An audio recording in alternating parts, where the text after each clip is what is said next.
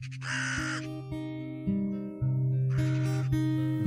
were 3 ravens sat on a tree. Down a down, hey, down a down. They were as black as they might be with a down. One of them said to his mate, "Where shall we our breakfast take? With a down, derry, derry, derry, down, down." Hello and welcome to the 3rd listener episode of the 3 Ravens podcast. Huzzah! I'm Eleanor Conlon and I'm holding out my hands so that carrier pigeons bringing stories and anecdotes from far-flung corners can alight, and my co-host Martin Vaux is fluffing their feathers and giving them delicious pigeon treats. Hello! So we're really thrilled to be able to release our 3rd listener episode, and it's all thanks to you, the 3 Ravens community. Yes, we are so glad that you've written to us to share your local stories and folky tidbits. We really enjoyed receiving these and we hope that you'll enjoy sharing them too. Yep. Now, they were all sent to us either via email to 3ravenspodcast@gmail.com or shared on our social media feeds. So if you have a favourite folktale or piece of local lore that you'd like to hear on a future listener episode, please do send them on through to that same address, 3ravenspodcast@gmail.com, or just message us on the socials. Yep, or you can share them on social media via facebook.com/3ravenspodcast, Instagram @3ravenspodcast, or X @3ravenspod. We also have our 3 Ravens podcast group where we know there have been some amazing things shared listener to listener, as it were. But if we included all of those, we'd probably have an entire series on our hands. Mm-hmm. Now, we're on a break between series at the moment, but if you've been enjoying the podcast and would like to receive bonus content, including exclusive episodes, the monthly 3 Ravens newsletter with magic spells, tarot spreads, folk traditions, text versions of the stories, and of course, all of our episodes completely ad-free, please consider subscribing to our Patreon at patreon.com/3ravenspodcast. We've also been having a lovely time reading all of the incredible folky flash fiction stories which you sent to us, and we're going to be recording some of our favourites for release next week. Now, on to our stories for today, all of which have been sent since our previous listener episode, including a couple which just missed inclusion in the last one, so they've been waiting for a little while. We've also got a lovely poem to share and a couple of fun facts. Let's do it! Okay, so our first story is from Gemma and relates to her hometown of Rothwell in West Yorkshire. Close to the church is a time-ravaged pillar of stone, she says, which we all know as Rothwell Castle, although the historical records state it was actually just a hunting lodge. The castle and the church are linked by a pretty unique historical artefact called John of Gaunt's coat. Gemma saw it last year on a tour of the church during the annual beer festival held in the graveyard, which sounds like a great thing to do. Yes. And she also sent us an excellent picture. Now, at some point in late 1398, heartsick over his nephew Richard's banishment of his son Henry, John of Gaunt travelled north to Yorkshire and stayed at this hunting lodge in Rothwell. During this time, he was said to have killed the last wild boar in England, which is quite sad, actually, when you think about it. It is. Luckily, we've got new wild boar. Yes, new wild boar have flourished. Yeah, luckily. although I think they're actually French wild boar that we have now. Well, you know, Norman Conquest, French wild boar. Yeah. Go figure. They could be Italian. Maybe they're both Italian and French and they kind of have bory disputes because they can't communicate clearly. Anyway, hopefully they all learn English in time. Anyway, after John's death in early February 1399, Richard prevented Henry from inheriting John's lands automatically, given they were at odds with each other. Henry returned to England at the head of an army to reclaim his rightful inheritance, but the support he received caused him to set his eyes higher and claim the English throne. Now, Richard II was overthrown by his cousin, Henry IV, in September 1399 and died mysteriously in Pomfret Castle. Now, this is spelt Pontefract, Pontefract, but because it's Yorkshire, it's said funny. And that happened in February 1400. This was barely a year after John of Gaunt passed away without the comfort of seeing his beloved exiled son one last time. But maybe John had the last laugh after all. It was interesting to read the boar itself was a popular royal symbol used to signify the strength of the king, and the last boar in England had recently met its match on Rothwell's Stye Bank.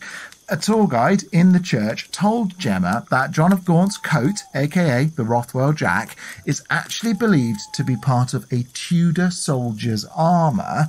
The only other well-preserved example of one of these is found in the Tower of London. They wrote to the church saying that the two pieces should be kept together. Rothwell's response was, "We look forward to receiving the other artifacts." That's brilliant. I feel like siding with the church on that one. Yeah. I mean, why should the Tower of London have both? No, quite right. It's interesting, though, that the coat has become associated with John of Gaunt, despite dating from slightly later. The Tudors actually had a bit of a thing for John of Gaunt. He was considered to be quite the hero. I mean, he pops up in Shakespeare and he's got various legends attached to him. Don't know if any of them have any basis in truth. It's interesting. It's the first time we've talked about John of Gaunt. So thank you very much, Gemma. Fascinating. And I'm sure that John of Gaunt may pop up again. Yes. Jack or no Jack. Jack or no Jack.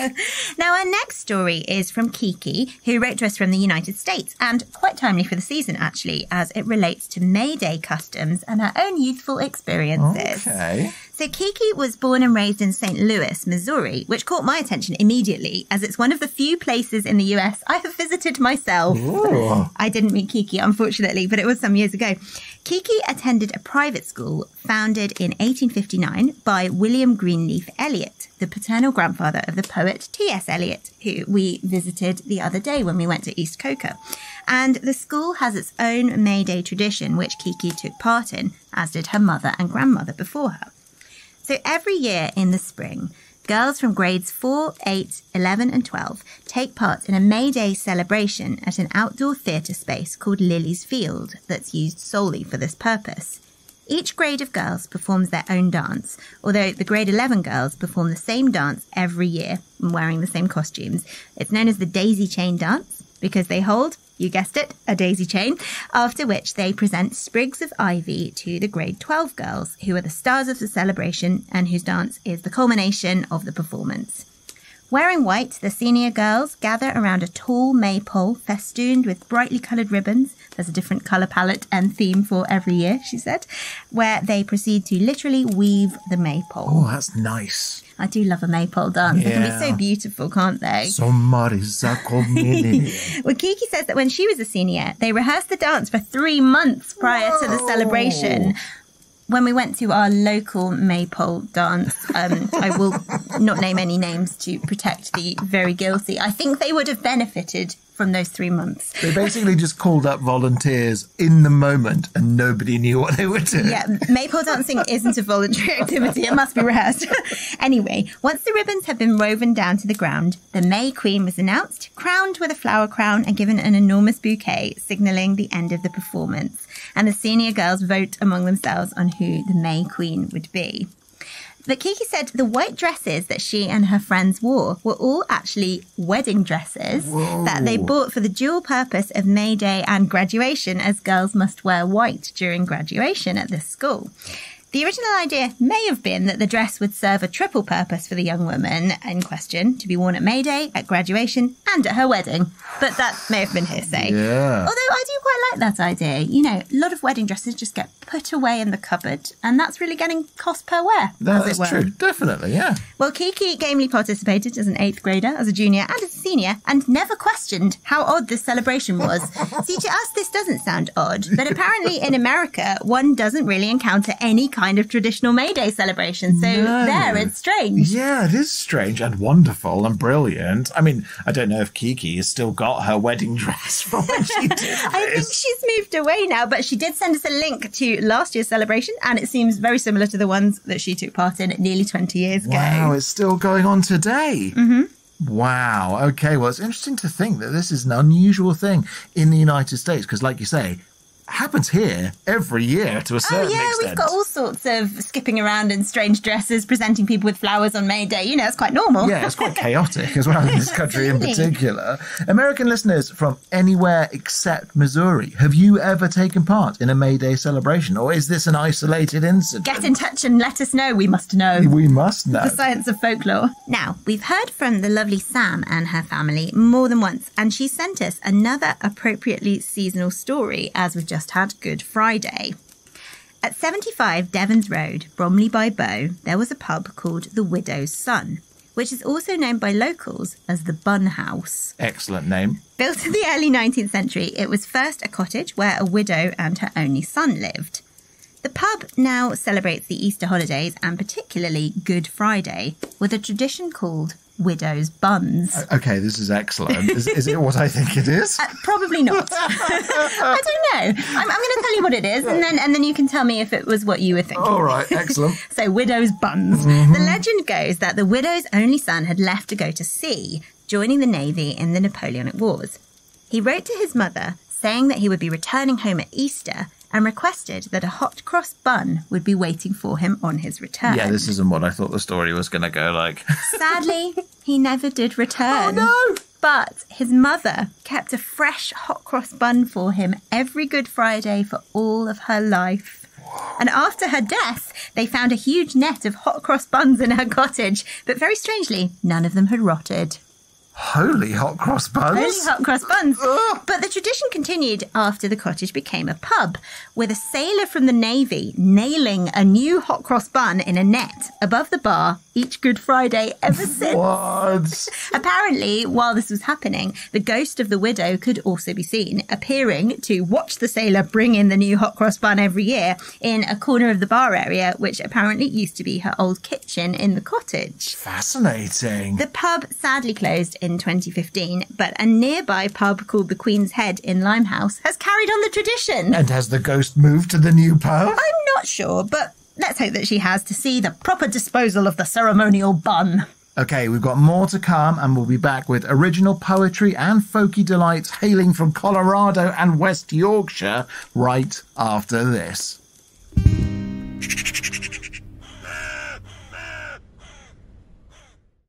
Okay, the next contribution to our listener episode is from Dominic, who also did one of our beautiful winter card designs. Check the shop, the cards are still for sale. After enjoying our bestiary episode on selkies, Dominic was inspired to share a poem he wrote, inspired by a selkie and a boto, the pink dolphins, known in Amazonian folklore for turning into humans. I hadn't actually heard of boto dolphins before Dominic sent us his poem, so I had to look them up. I can confirm they are extremely pink, and I can definitely see how the sight of one rolling around in the waves might be mistaken for a human, albeit a rather sunburnt human. Okay, here's Dominic's poem. Selkie black seal stood up on the shore and brushed himself down with his hand. And there at his side stood Botto pink dolphin, no longer a fish, but a man. Botto, my friend, said Selkie black seal, can you feel the spring tide in the air? We'll walk among men till the tide ebbs again, so let's dance and let's sing at the fair. We're away, away, away from the ocean, sang Selkie and Botto alone. Let the girls wipe their eyes, let the men raise their glasses. We're away, but soon we'll be home. And Selkie Black Seal did have the first dance with Isla, the queen of those parts. They laughed as they turned, and Botto Pink Dolphin sang a song to melt human hearts. I'm away, away, away from the ocean, sang Botto Pink Dolphin alone. And the girls wiped their eyes, and the men raised their glasses. I'm away, but soon I'll be home. And the dances they danced went on until morning, and the ebb tide was pulling away. So Selkie Black Seal and Botto Pink Dolphin walked back as the dawn broke the day. We're away, away, away to the ocean, sang Selkie and Botto alone. And the girls wiped their eyes, and the men raised their glasses. You're away, but soon you'll be home. Now old tales tell of two handsome strangers who once won the hearts of the fair, and their children who swim like seals and the dolphins and sing to remember the pair. We're away, away, away from the ocean, like Selkie and Botto alone, and the girls wipe their eyes and the men raise their glasses. We're away, but soon we'll be home. Oh, that was lovely. I think it would make a great folk song. Yeah, I can always hear the music in my head. Yeah. I think Dominic might have said he did try and put it to music. I'm not sure if he's recorded it. Well, if you have, Dominic, yes, you should share it. You know where to share it. Mm-hmm. Now, I like the idea of these mythical friends swimming along in the ocean to meet, perhaps for holidays. I'm now imagining a sort of Club 18 to 30 for folkloric creatures. It could be the basis of a horror story for you in the future, I guess. Yeah, I think so. We also heard from Alison, who was inspired to share some lovely memories with us after listening to our Dying Arts episode on corn dollies. Alison also currently lives in the United States, in Denver, Colorado, although she spent much of her childhood in Nidderdale in North Yorkshire. She also recalls being an attendant to the May Queen in the Glasshouses Village May Day celebrations. I don't know if that's the correct pronunciation of that village. It looks too normal for Yorkshire. I'm going to go for it and somebody can correct me. Yeah, sure. But her family moved back to the US before she had a chance to participate in a maypole dance. Oh, she was denied. And she didn't move to Missouri, so she couldn't have participated in one there. So poor Alison was denied. But while she was in high school in Colorado, one of the graduation requirements was community service. So she volunteered at the Museum of Miniatures, Dolls and Toys in Denver. The house was built around 1900, but Alison pointed out that the furthest back a historic house could have been built in Colorado was the 1850s. Yeah, sure. So it was fairly old by those standards. Mm-hmm. This particular house is called the Pierce McAllister Cottage, and its various rooms are styled to represent different time periods. One of Alison's jobs was to give tours to preschool groups and then teach them to make very simple corn dollies. This was entirely in the context of Colorado settlers growing corn and not having much money or time to devote to toys for their children. So corn dollies were one of the ways children could have made toys for themselves. Alison said that in the early 1990s, they weren't doing a great deal of reflection on the settled land, so she didn't know if the tradition came from the white settlers or if there were any older indigenous ties to the corn dolly making tradition. No, that's interesting in the light of the research you did about corn dolly making in England, which seems to have been much more based in ritual rather than in making toys for children. Yeah, it's very different, isn't it? And I do wonder if those are more the corn husk style dolls rather than the plaited corn. I'm not sure. Alison didn't tell us. So, Alison, if you're listening, please do tell us. And if you've got a picture, we'd love that. Our last story is courtesy of Emily, who wrote in after listening to our Wiltshire episode and the stories of moon raking in the Devizes Pond. Emily hails from Slowett in West Yorkshire. That's spelt Slaithwaite. So it looks like Slaithwaite. You see where I was sceptical about glass houses? Yeah, I get it. It's probably pronounced like glazes or something. Yeah, actually, for sure. That sounds really accurate. Now, they have a similar legend about moon raking in Slowett. Now, Slowett is in a steep valley to the west of Huddersfield called the Colne Valley. If you ever saw the old television programme Last of the Summer Wine, that's very much the vibe. Emily says that each village along the valley has its own legend of local silliness and an associated festival, which is quite interesting. Yes. Now, the moonraking legend goes that the locals were smuggling bootleg booze along the canal, which runs through the centre of the village. When the customs and excise men came along, they quickly dumped the booze into the canal and planned to come back under the cover of darkness to retrieve it. Unbeknownst to them, the customs men were waiting for them when they came back with their rakes to pull the booze back out and pounced on them, asking what they were up to.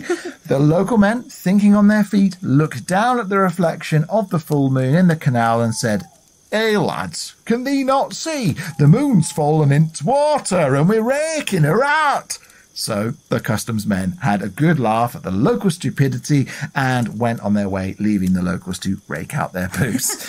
Nowadays, Slowett holds the village moonraking festival once every 2 years. Excellent. On odd-numbered years. Appropriate, I think, odd-numbered. And that happens during the February half-term holidays.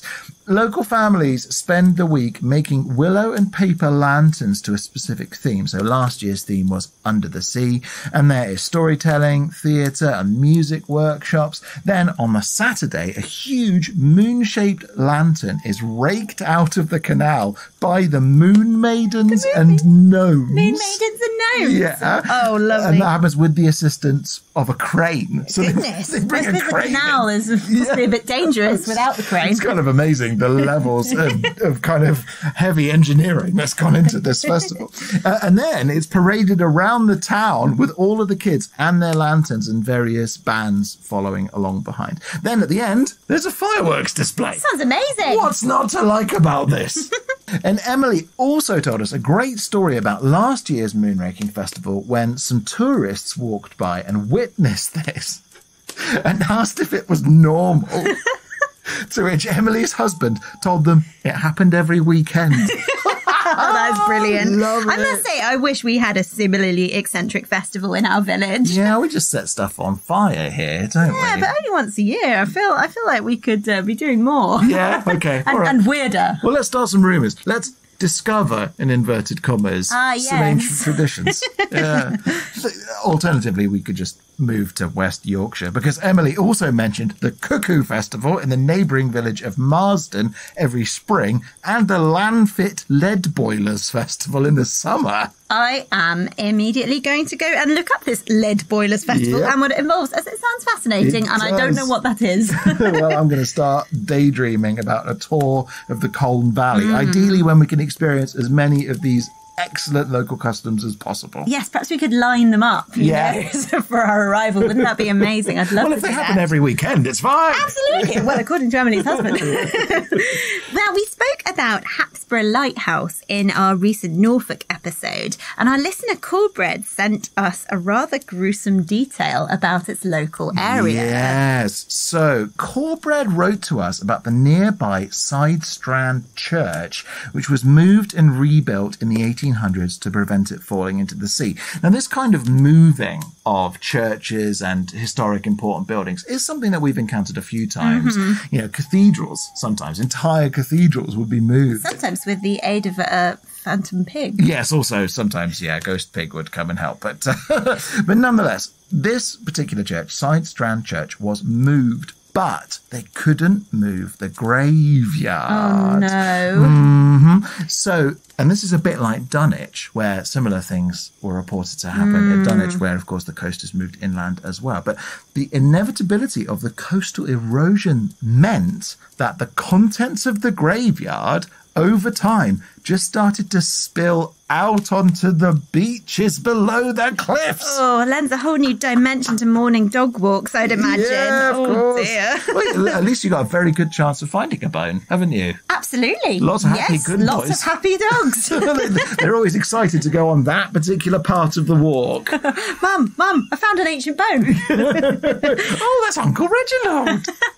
Now, we'll leave you with this excellent word sent to us by a lovely listener, Alexandra, who says she often thinks of it when Martin reacts to something spooky that I've written. Yeah. And the word is horripilation, which is defined as the erection of hairs on the skin due to cold, fear, or excitement. Yeah, well, I mean, I hope we can all experience some more horripilation soon. Yes, and describe it as such when you're experiencing it. Indeed, but not least because we're looking forward to releasing some of our favourite entries for our Folky Flash fiction competition next Monday. Yes, we will also be launching our 4th series very soon, where we'll be going on our second lap around England's 39 historic counties, poking into all those dark corners we didn't quite snuffle into last time, and telling a plethora of new tales. Until then, thank you so much to Gemma, Kiki, Sam, Dominic, Alison, Emily, Corbred and Alexandra for sharing your tales, thoughts, poetry and local legends. And if you too have a quirky tale or folky anecdote you'd like to be featured on our next listener episode, please do send it in to 3ravenspodcast@gmail.com. We always love hearing from you, so don't be shy. As always, please do check out our website at 3ravenspodcast.com for our archive of all past episodes, our episode blogs with interesting pictures and facts from all the counties we've visited so far, and of course to visit our shop for lots of lovely Three Ravens merchandise. Until then, while our stories have gone that way, we'll go this way. And remember, don't whistle till you're out of the woods.